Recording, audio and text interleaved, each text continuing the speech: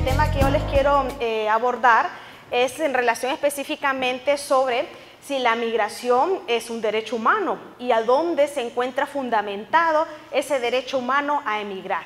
Y como parte de esta exposición, pues lo desarrollé en varios también ejes temáticos que lo vamos a ir abordando. Antecedentes históricos. El primer antecedente histórico que tenemos en materia de derechos humanos, ¿cuál creen ustedes que es? El hecho histórico más importante que marcó la historia del mundo, de toda la sociedad internacional. Un hecho que así como yo lo comparo de verdad que esta caravana de migrantes que ha conmovido a la comunidad internacional, a veces la llego a comparar con esto. ¿Y con qué es? Bueno, tenemos en primer lugar, tenemos lo que es el fin de la famosa Segunda Guerra Mundial. La Segunda Guerra Mundial. A partir de la Segunda Guerra Mundial, ¿qué tenemos allí? Pues a partir de ese momento se reconocen una serie de derechos, que los que ya han estudiado la clase de derechos humanos podemos ver que a partir de la Segunda Guerra Mundial se reconocen ¿qué derechos? Derechos de primera generación, segunda generación, tercera generación, como son los derechos civiles, donde está plasmado el derecho a la vida, los derechos políticos, los derechos económicos, sociales y culturales. Entonces, la Segunda Guerra Mundial podemos decir que es un antecedente histórico importantísimo en la evolución de los derechos humanos. También, ¿qué tenemos aparte de esto? Bueno, a partir después del fin de la Segunda Guerra Mundial, la migración era muy atractiva. ¿Para quién? Para aquellos países que necesitaban de personas extranjeras. Por ejemplo, Europa, un continente con una tasa de natalidad muy baja, con una sociedad envejecida, necesitaba gente joven para trabajar. Entonces la migración era vista con buenos ojos, ¿verdad? Para que esas personas vinieran a potencializar. En un tiempo, también para Estados Unidos, la migración también, los latinos, por eso ahorita estamos viendo en esas elecciones que van a haber en Estados Unidos, cómo el voto latino es determinante, ¿verdad? ¿Qué pasó con el movimiento de las remesas? Con el movimiento de las remesas vinieron a mejorar el desarrollo económico de este país, así que hay que recordarle eso a Donald Trump, ¿verdad? También la innegable contribución que los migrantes han tenido, ¿verdad?, en las economías mundiales de todo el mundo. Si vemos nosotros las migraciones que han habido, por ejemplo, en Centroamérica, los primeros que han emigrado por la guerra civil eran los nicaragüenses. ¿Para dónde emigraban los nicaragüenses? Costa Rica. Costa Rica se ha desarrollado también económicamente gracias a la mano de obra de los nicaragüenses. Si vemos en América del Sur, por ejemplo, Chile, cuando Perú tenía una economía bastante debilitada, como Chile también se ha desarrollado, ahora es una potencia en América del Sur, ¿verdad? Gracias a esos migrantes peruanos. Y así sucesivamente, ¿verdad? Incluso colombianos que han huido, bueno, aquí tenemos a representantes de Colombia, que han huido de lo que fueron los conflictos armados, ¿verdad? Y que están por todas partes del mundo, porque hay comunidades colombianas en todas las partes del mundo. Y cómo ellos, ¿verdad?, han colaborado a las economías de estos países. Entonces, esos son antecedentes históricos que hay que recordarlo, porque hoy en día vemos que la migración está visto con ojos negativos, ¿verdad? Y no debería de ser así. Hay que recordar el pasado. Es cierto que hoy en día estamos en otros contextos, pero vamos a ir analizando poco a poco para que vayamos nosotros concluyendo. Tenemos también lo que ha establecido esta Organización Internacional de las Migraciones, que es un organismo de Naciones Unidas, y la Organización Internacional de las Migraciones ve la migración desde dos perspectivas. ¿Cuál es la primera perspectiva desde la cual la ve? La ve número uno, desde que tenemos que reconocer que existe el principio internacional que se llama el principio de soberanía, que los estados están en el derecho de proteger sus fronteras. Eso es un principio básico, el principio de soberanía. Tampoco es que nos vamos a ser tan flexibles y tener todas las puertas abiertas, no. Tenemos que respetar ese principio de soberanía. Entonces, eso es bien importante, la perspectiva de cuál lo ve la Organización Internacional de las Migraciones, pero también tenemos la otra perspectiva que tiene que ir de la mano, que los derechos humanos de las personas en el ámbito de la migración deben de ser totalmente protegidos. O sea, que va de la mano, que es cierto, se protege el principio de soberanía del Estado, pero también se debe proteger el derecho de las personas que están migrando. Entonces son antecedentes muy importantes que deben tenerlos ustedes pues muy grabaditos, ¿verdad?, en su memoria para que no olvidemos, porque acuérdense que tenemos que siempre ver al pasado para conocer el por qué estamos en ese presente, cuáles han sido las consecuencias de ese pasado. tenemos también la fundamentación jurídica.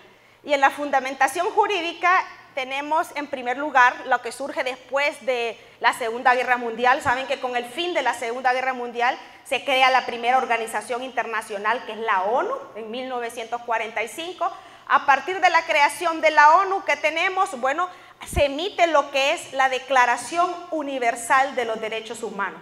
Y la Declaración Universal de los Derechos Humanos es una declaración que no tiene pues el carácter de un tratado internacional vinculante, pero que sí la mayoría de los países del mundo adoptaron esta declaración, ¿verdad? Y la han hecho suya a través de la normativa interna que hay en cada uno de los países. Esta Declaración Universal de los Derechos Humanos, hay dos artículos importantísimos, el 1 y el 2, que nos dice el número 1, todos los seres humanos nacen libres e iguales en dignidad y en derechos. Maravilloso, ¿verdad? Lo que dice, pero podemos decir que a veces queda en pura retórica lo que dice la Declaración Universal. Luego el artículo 2 también nos dice que los derechos y libertades que están proclamados en esta declaración deben ser garantizados a todas las personas.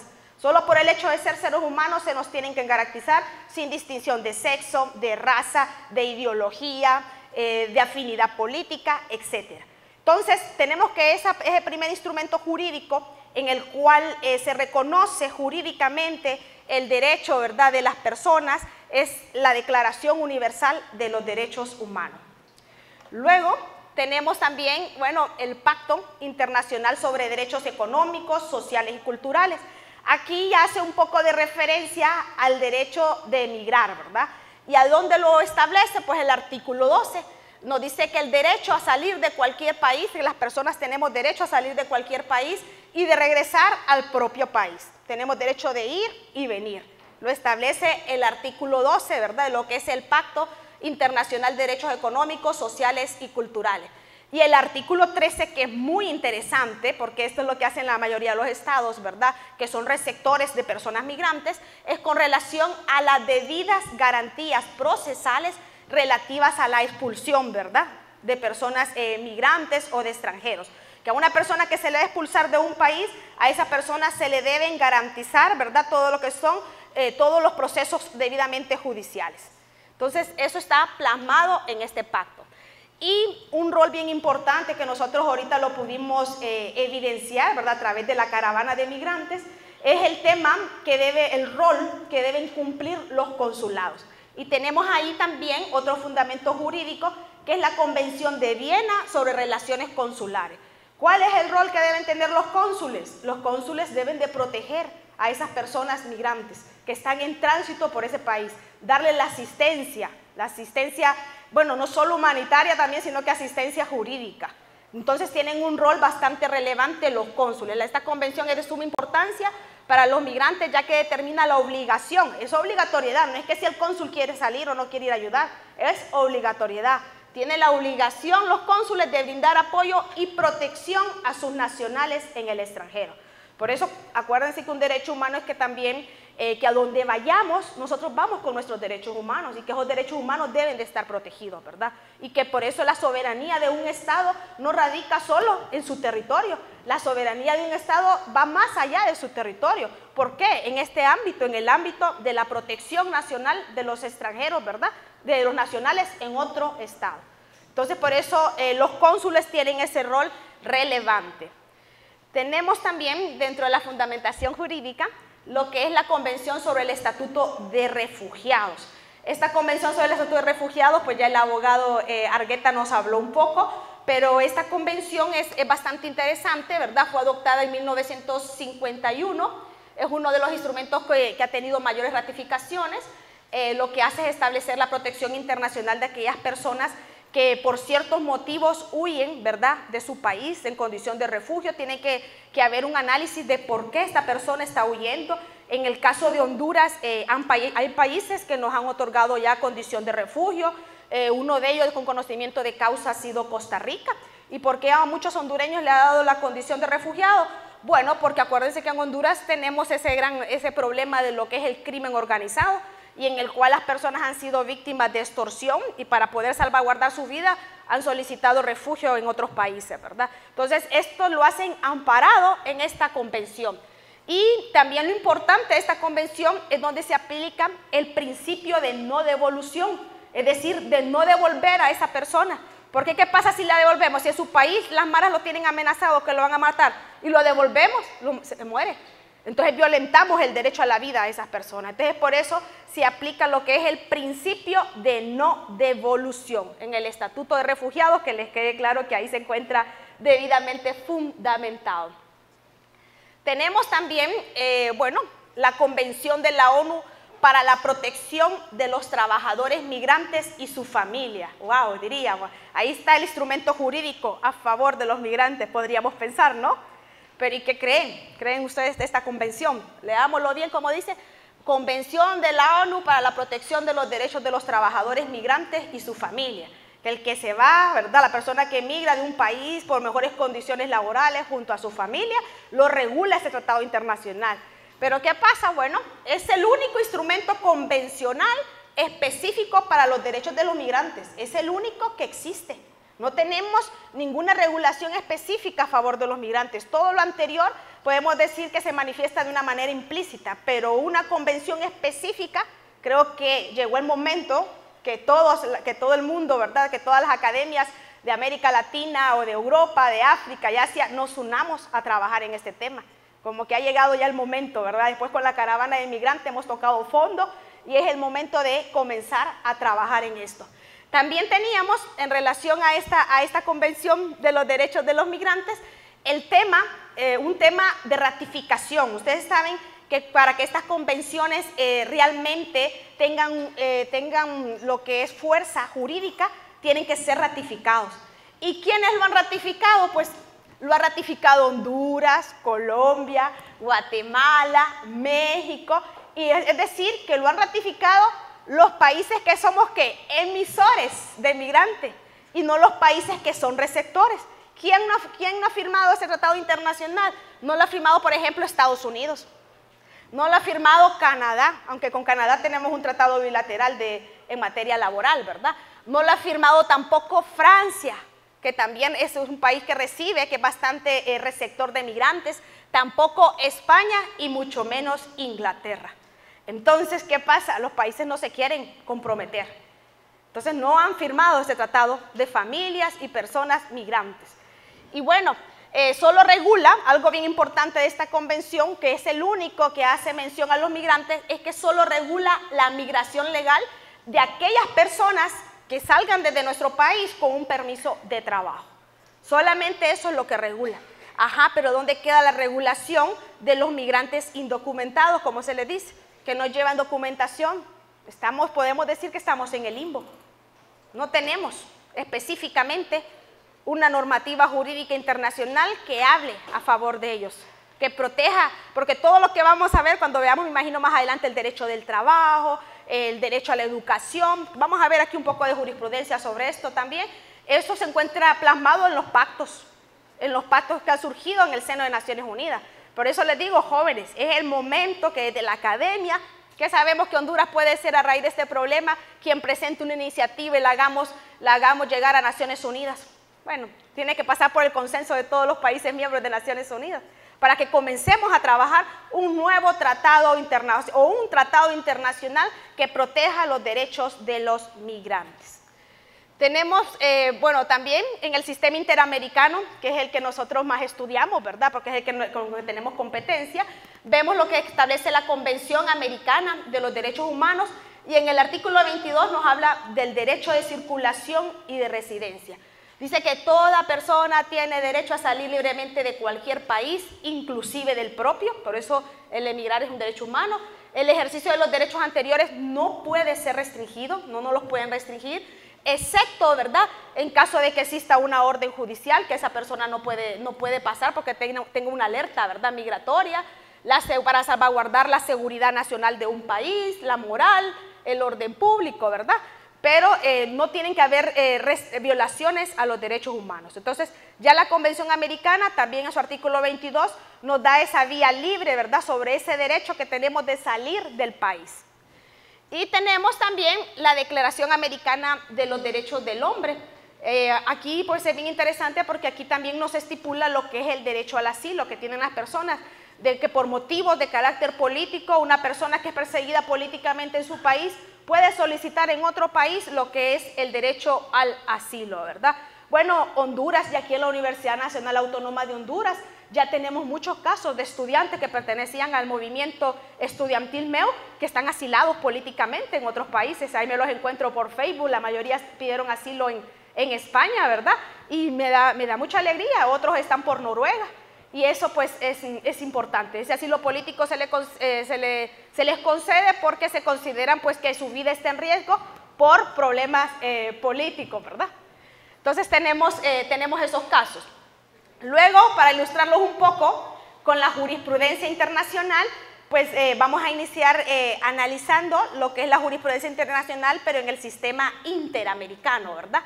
El sistema interamericano, cuando se ha hecho relación a lo que es la migración, lo ha hecho tomando en cuenta dos aspectos, ¿verdad? Ha aplicado el principio de igualdad y no discriminación, porque esto es bien común que se le violente a los migrantes, ¿verdad? El principio de igualdad y no discriminación, y la protección de los derechos humanos para todas las personas. Ya como nos decía el abogado Argueta, ¿verdad? Que nos puso incluso hasta el video, que qué bonito la asistencia que se les dio a nuestros compatriotas cuando llegaron a México, ¿verdad? Eso es una forma de proteger los derechos humanos de estas personas, ¿verdad? Tenemos también lo que es, bueno, un caso emblemático, pero es un caso que lo conoció, que emitió una opinión la Comisión Interamericana de Derechos Humanos, y es el caso de Cuba, ¿verdad? Aquí tenemos, el caso se le denominó la Flotilla de la Libertad de Mariel. ¿Y en qué consistió? Bueno, que hubo más de 125,000 ciudadanos cubanos que Fidel Castro los expulsó. Y los expulsó para Estados Unidos, porque dijo que esas personas pues le estaban haciendo mucho daño al país, algunos habían cometido delitos y los expulsa. Y cuando estas personas llegan a Estados Unidos permanecen en detención durante 11 años. ¿Qué fundamentó Estados Unidos? ¿Por qué los mantuvo detenidos durante 11 años? Pues dijo que eran extranjeros excluibles, que ellos entraban en la categoría de extranjeros excluibles. ¿Qué pasa con esta frase de extranjeros excluibles? Es una frase discriminatoria. Y por lo tanto, ¿verdad?, se manifestó la Comisión Interamericana de Derechos Humanos y dijo de que esa frase no podía existir. En un país que es respetuoso de derechos humanos no se puede emplear esa terminología de extranjeros excluibles, ¿verdad? Y mucho menos violentar el derecho a la libertad de estas personas. 11 años detenidos, presos, por mientras se les arreglaba su situación, 11 años, esas personas presas. Entonces, bueno, salieron de Cuba para ir a Estados Unidos a lo mismo, ¿verdad? Entonces, es uno también de los casos emblemáticos que se tiene en materia de migración. Tenemos el siguiente caso, que es el caso Serrano Sáenz, Ecuador. ¿Qué pasó con esta persona? Pues el señor Serrano era una persona de nacionalidad estadounidense con residencia en Ecuador, se le estaba acusando de varios delitos en Ecuador, y como a esta persona se le consideró que era un inmigrante ilegal, se le negaron todos sus derechos. Entonces, aquí también la Corte Interamericana se pronunció que por qué catalogarlo como un inmigrante legal se le quitaban todos sus derechos. ¿Dónde quedaba entonces lo que es el derecho humano de una persona? Por el hecho de ser persona humana, se nos deben de garantizar todos los derechos, ¿verdad? Excepto el único que se le puede privar a él es el de la libertad, pero no los demás. Entonces hubo una valoración a los derechos, entonces también es otro caso importante. Tenemos el caso de las niñas Jan Bosico de República Dominicana, un caso bastante también emblemático en materia de discriminación. ¿Por qué? Porque estas dos niñas viajaron con su familia de Haití a República Dominicana, nacieron en República Dominicana. Cuando su madre las quiso inscribir en República Dominicana, se les negó la inscripción en República Dominicana. Entonces las niñas fueron creciendo y a medida que iban creciendo no podían acceder a nada porque no tenían documentos, estaban, podríamos decir, apátridas las niñas, ¿verdad? Y no podían ni siquiera educarse. Entonces se les violentó todos los derechos. Y basado en eso, en una discriminación racial, porque eran de origen haitiano. Entonces tenemos ahí también otro antecedente de la Corte Interamericana. Y tenemos, creo que tenemos aquí pues uno muy interesante, que es uno de los más recientes, y es la jurisprudencia del Tribunal Europeo de los Derechos Humanos. ¿Qué ha dicho Europa en relación a los migrantes? Pues tenemos aquí un caso podríamos decir un poco reciente, y fue el caso, se denomina la sentencia pues ND y NT de octubre del 2017, en el cual ustedes saben, España, por ejemplo, ¿de dónde vienen las personas de España que migran a España? Muchos vienen de África, ¿verdad? Y en este caso tenemos pues lo que es migrantes que venían de Melilla. Y estas personas llegaron casi como en una caravana, también llegaron en un grupo bastante numeroso. Y cuando llegan son expulsados. Esa expulsión, ¿qué pasó? Esa expulsión no es correcta. Entonces ya el Tribunal Europeo de Derechos Humanos ya deja establecido, ¿verdad?, el siguiente precedente. Y el Tribunal Europeo confirma que estas prácticas que los estados hacen de expulsar a los migrantes son prácticas ilegales. ¿Por qué son prácticas ilegales? Porque antes los migrantes tienen derecho a ser sometidos a un procedimiento como ¿qué? A que se identifique. Primero la identificación, luego a ofrecerles una asistencia mínima sanitaria, como también lo que vimos, ¿verdad?, a través del video, asistencia mínima sanitaria, que tengan derecho a que se puedan bañar, a que puedan comer, a que puedan dormir. Además, a la oportunidad, que se les deja oportunidad si van a solicitar un asilo o si van a solicitar un estatus de refugio. Entonces, tiene que escuchárselo, no es que se reciben, ¿verdad?, que llegan y de un solo enviarlos. Entonces, esas son prácticas ilegales y ya el Tribunal Europeo pues se ha pronunciado en relación a esto y ustedes pueden buscar la sentencia, ¿verdad?, que esa sentencia es de octubre del 2017 del año pasado y de un caso que sucedió en el año 2014. ¿Qué tenemos en relación a lo que son las conclusiones? En relación pues a las conclusiones tenemos que lamentablemente la migración no es un derecho, ¿verdad?, que se encuentre regulado específicamente en un convenio internacional. Que ese reconocimiento de los derechos humanos básicos de los inmigrantes debe de estar garantizado. Todos los estados debemos garantizar ese derecho humano a los inmigrantes. ¿Por qué? Por su condición humana. Simple y sencillamente por su condición humana. Que es evidente que existe hoy en día, no solo en Honduras, sino que en el resto de los países del mundo, ¿verdad?, un sistema de coordinación de migración que esté basado en derechos humanos, que tenga un ámbito mundial, regional, en el caso nuestro sería regional, ¿verdad?, y que está creando crisis de derechos de los migrantes. Esta falta de armonización de esas políticas está dando lugar a que tengamos una crisis de los derechos de los migrantes. Eso es lo que estamos viviendo actualmente. Y también como último, ¿verdad?, podemos también concluir que las políticas migratorias que los estados van a diseñar deben de ser todas, ¿verdad?, todas deben de ser elaboradas con una perspectiva de derechos humanos. Toda política migratoria debe ser elaborada con una perspectiva de derechos humanos. Ya la Corte Interamericana de Derechos Humanos, en una opinión consultiva, ya ha dejado claro, dice que la obligación general de respetar y garantizar los derechos humanos vincula a los estados.